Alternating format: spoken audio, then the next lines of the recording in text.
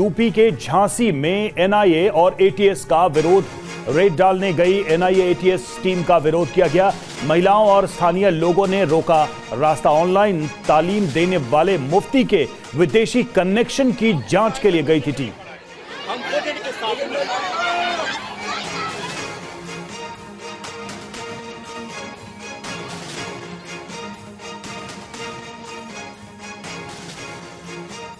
में हमारा ऑनलाइन काम है तो उसमें बहुत सारे नंबर होते हैं, बहुत सारे नंबरात हैं, कम से कम अच्छे खासे नंबर है, बहुत सारे ग्रुप है।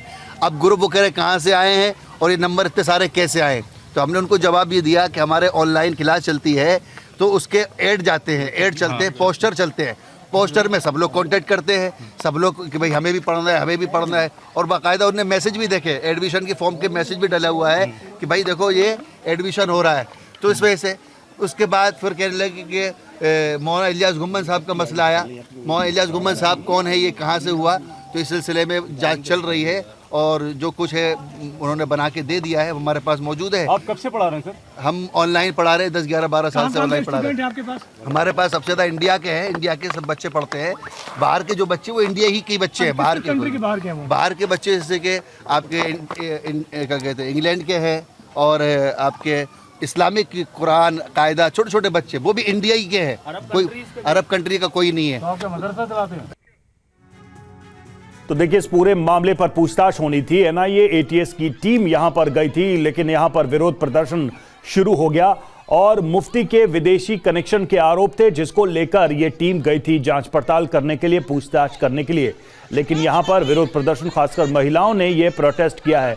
तस्वीरें हम आपको दिखा रहे हैं। तो कोतवाली इलाके में एक मुफ्ती के घर पहुंची थी टीम और मुफ्ती के विदेशी कनेक्शन की जांच के लिए रेड डाली गई थी। मुफ्ती खालिद ऑनलाइन दीनी तालीम देते हैं। आज सुबह से दोपहर तक चल रही थी रेड और विदेशी फंडिंग के जरिए आतंकी गतिविधि का भी आरोप था। इसी मामले में जांच के लिए यह टीम यहां पर गई थी।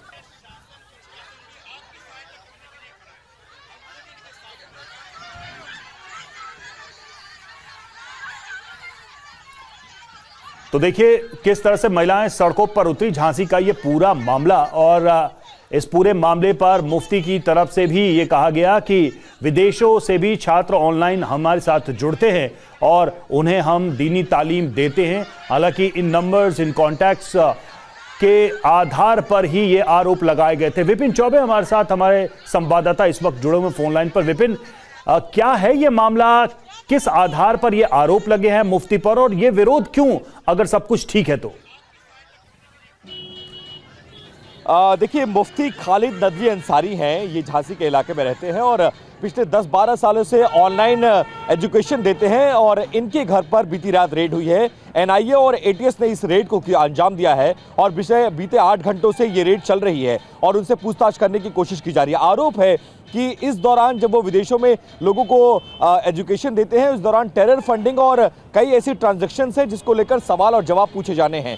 उसी चीज़ को लेकर पूछताछ चल रही है और अब उनको हिरासत में लेकर पुलिस लाइन या कोतवाली ले जाने की कोशिश की जा रही है, लेकिन वहां पर मौके पर भारी भीड़ जमा है और ये भीड़ उनको ले नहीं जाने देना चाहती है। वो ये कह रही है कि जो पूछताछ करनी है यही करिए और अगर आपको कुछ बरामद हुआ है तो उसके बारे में भीड़ को डिटेल दीजिए। लेकिन अभी कशमकश बना हुआ है, तनाव व्याप्त है, आसपास के लोग मौके पर इकट्ठा हैं और वो एटीएस और एनआईए की कार्रवाई में बाधा उत्पन्न कर रहे हैं। जी शुक्रिया विपिन, आपका हमसे जुड़ने के लिए, इस जानकारी के लिए।